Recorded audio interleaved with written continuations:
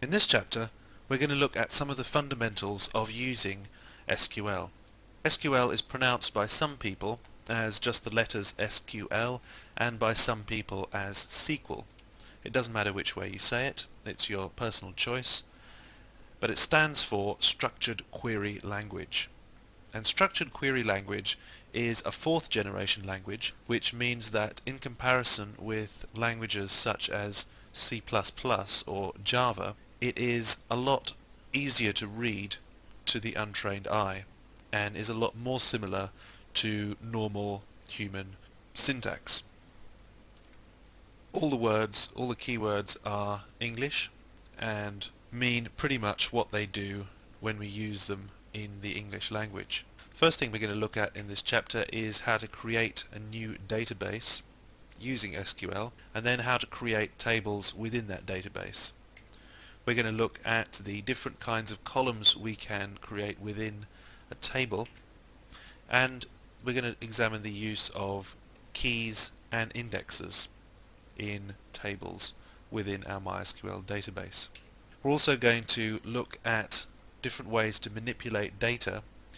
We're going to be inserting, retrieving, updating and deleting different elements of data within our database.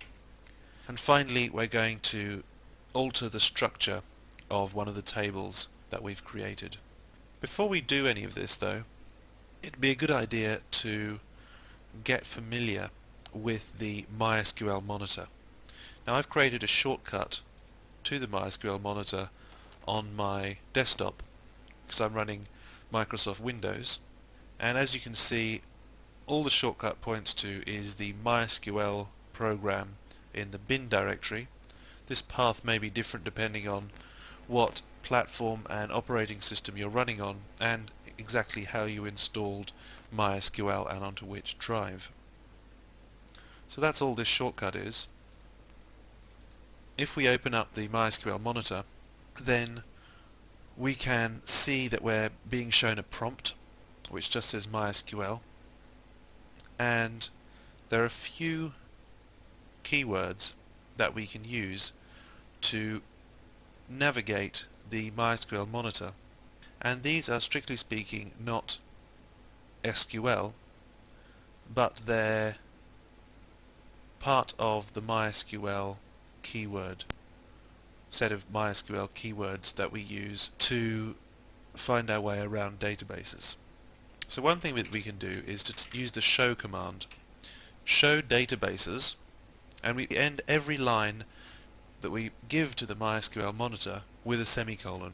That's to tell the MySQL monitor that it should interpret whatever we've just typed as a single line of commands, whether they be SQL or MySQL specific keywords.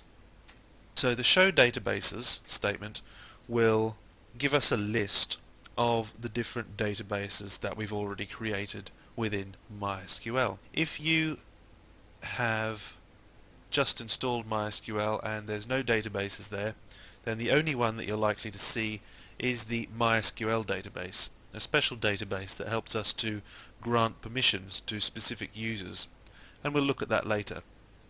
But because I have a few sample databases on here already on this system, then these are showing up.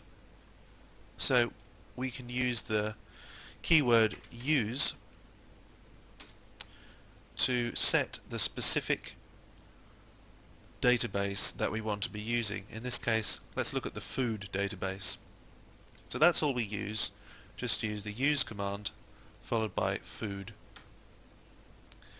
and that sets the default database that we're looking at.